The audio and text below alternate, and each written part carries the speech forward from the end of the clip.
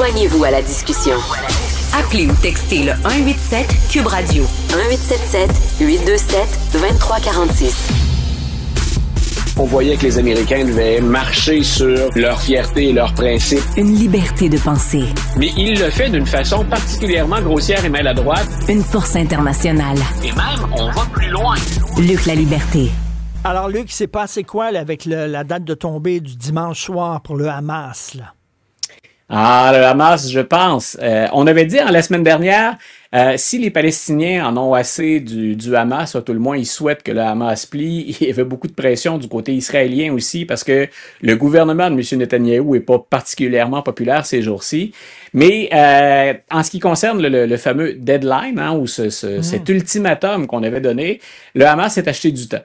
Donc, on a dit, oui, nous sommes prêts. Mais ce que ça voulait dire, c'est oui, nous sommes prêts à négocier. Je pense que vendredi, on s'était dit tous les deux, donc ce fameux délai, Donald Trump voulait accélérer le processus, mais ça semblait avoir pris de court les négociateurs américains. Personne ne s'attendait à ce que les 20 points passent comme une lettre à la poste, surtout pas avec Post Canada ces jours-ci. Donc, on s'était dit, il va falloir négocier. Et là, comme Trump raccourcissait le délai pour le Hamas pour être en mesure de répondre, là, les négociateurs se disaient on va manquer de temps quelque part. Mais il semble que M. Trump, au sommet, ait compris la stratégie en jeu. Puis le Hamas a donc répondu on est là, on vous répond avant 18 heures. Puis actuellement, on négocie. On est à ce point. Puis il y a pour le Hamas une pression qui vient, on en avait parlé aussi, des pays arabes musulmans ou arabo-musulmans. Donc on avait dit, il semble y avoir une coalition dans la région. En tout cas, Donald Trump est capable d'asseoir un certain nombre de meneurs ou de les avoir au téléphone. Donc on verra ceux qui sont en mesure de calmer le jeu avec M. Netanyahou. Donald Trump peine à le faire régulièrement.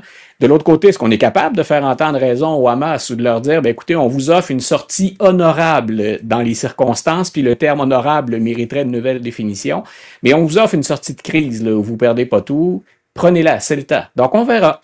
C'est très volatile, puis j'ai pas beaucoup de confiance dans les deux partenaires en cause dans ce dossier-là. Ils nous ont donné toutes les raisons de douter. Mais écoute, jouons au moins la carte du cessez-le-feu. Si on avait ça à court terme, si on avait l'aide humanitaire, c'est un progrès. On avance. En tout cas, il reste que le gouvernement Netanyahou, c'est dans une démocratie, puis il va y avoir des élections, puis si les gens ne sont pas contents, ils vont pouvoir le sacrer dehors. Oui, le Hamas, c'est pas un gouvernement démocratique, absolument pas. D'ailleurs, c'est un des problèmes dans les négociations actuellement, c'est qui va être l'autorité sur le territoire si le Hamas accepte de se tasser. Et va-t-il accepter de le faire autant dans le gouvernement civil? Parce qu'il y a une branche dite civile au Hamas et cette branche terroriste dont on parle beaucoup plus, mais on oublie à quel point ils étaient impliqués dans l'ensemble de la société pour ce qui est de la bande de Gaza, pour ce qui est de la Palestine. Ils vont peut-être continuer leurs activités terroristes en reculant sur le politique, mais ce qui ne réglera pas peut-être le problème. Luc... ce qui va ouvrir la porte à Netanyahou une nouvelle fois. Oui, donc oui. Vas-y, Richard, t'allais me relancer. La Cour suprême rejette la demande de Ghislaine Maxwell. Ça, c'était la conjointe de Jeffrey Epstein. Elle est en prison, elle aussi. Elle voulait, elle appelait de son emprisonnement, justement, de sa condamnation. Puis la Cour suprême a rejeté son appel.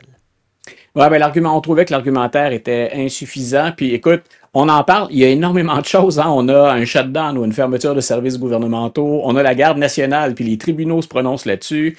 On a une juge dont on a fait exploser la maison. Et comme par hasard, elle a rendu une décision contre l'administration Trump. On enquête dans ce dossier-là. Mais Mme Maxwell a ressorti la tête par l'intermédiaire de la Cour suprême.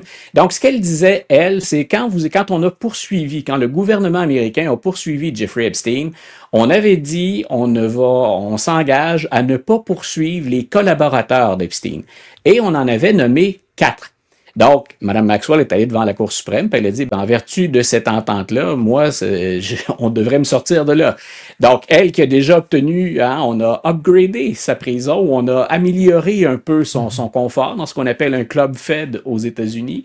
Donc, Mme Maxwell a dit, moi, je devrais être là, sauf qu'on lui a rappelé, votre nom n'est pas dans les 4 qui étaient mentionnés. Ses avocats ont dit, mais c'était implicite, c'était la plus proche d'Epstein, donc cette entente-là couvrait Mme Maxwell. Mais si on va voir les noms qui sont écrits sur la lettre, sur l'entente, la Cour suprême a raison de dire à Mme Maxwell, c'est rejeté. Ses avocats étudient d'autres attaques au plan judiciaire. Je pense que la cause demeure particulièrement faible. Mais ce qui circule aujourd'hui, c'est qu'il faut se rappeler que les avocats de Mme Maxwell ont également placé une demande auprès du président Trump. On a approché l'administration, pas récemment, ça avait été fait il y a quelques semaines déjà, mais on demandait au président d'envisager un pardon pour Mme Maxwell, dont il a déjà été, parce qu'il était proche de Jeffrey Epstein, il a déjà été proche de Mme Maxwell aussi. Donc, est-ce que Donald Trump, non seulement ne va pas divulguer le dossier ou permettre la divulgation des fameux dossiers Epstein, va-t-il aller jusqu'à accorder une grâce présidentielle à Mme Maxwell? Il y a bien des choses que je ne pensais pas voir les dernières années et qu'on a vues. J'aurais tendance à dire non, M. Trump ne fera pas ça. Mais je ne retiendrai pas mon souffle ou je ne serai pas particulièrement étonné si jamais il devait procéder dans ce domaine-là. Mais peut-être qu'elle le fait chanter aussi en disant, si tu ne me donnes pas ma grâce, j'ai beaucoup de choses à raconter. Tout est possible. Écoute, cet été, pendant que tu étais en vacances, j'étais avec tes deux, les deux remplaçants, et ils étaient apparus à l'écran avec, tu sais, ces fameux chapeaux en aluminium là, pour ceux qui pour les complotistes et pour et là-dessus, écoute, on peut aller dans toutes les directions. Qu'est-ce qu'Epstein avait sur plein de gens? Peut-être, il n'y a rien qui nous dit qu'il avait quelque chose de compromettant sur Donald Trump. C'est Donald Trump qui donne prise à ça en refusant de divulguer l'information. Mais il y a beaucoup de gens influents, on pense au prince Andrews par exemple, il y a beaucoup de gens sur qui on dit qu'Epstein a des informations. Donc, est-ce qu'il est capable de faire chanter Donald Trump? Est-ce qu'elle est capable de faire chanter Donald Trump? C'est pas impossible. Si je suis Hillary Clinton et Bill Clinton, moi, surtout dans le cas d'Hillary Clinton, c'est « Oh non, on va pas encore repasser par ce psychodrame-là. J'ai déjà donné côté aventure extra-conjugale pour mon conjoint, donc ça m'a peut-être coûté une présidence au passage. » On pourrait aller dans toutes les directions. Est-ce que c'est possible? Oui, comme beaucoup d'autres choses, tant et aussi longtemps qu'on n'ira pas au fond de ce dossier-là. Rappelons-nous que Bill Clinton avait dit qu'une fellation n'était pas un acte sexuel.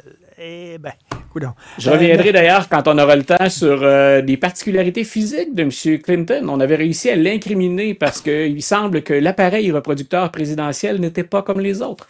Oui. Donc, on couvre de tout en politique américaine. Il y avait comme une curve, hein? Il y avait comme une courbe. Merci. On approche des séries mondiales au baseball. Peut-être que Clinton a une arme redoutable pour faire triompher les Blue Jays, qui sait. Salut Luc, à demain.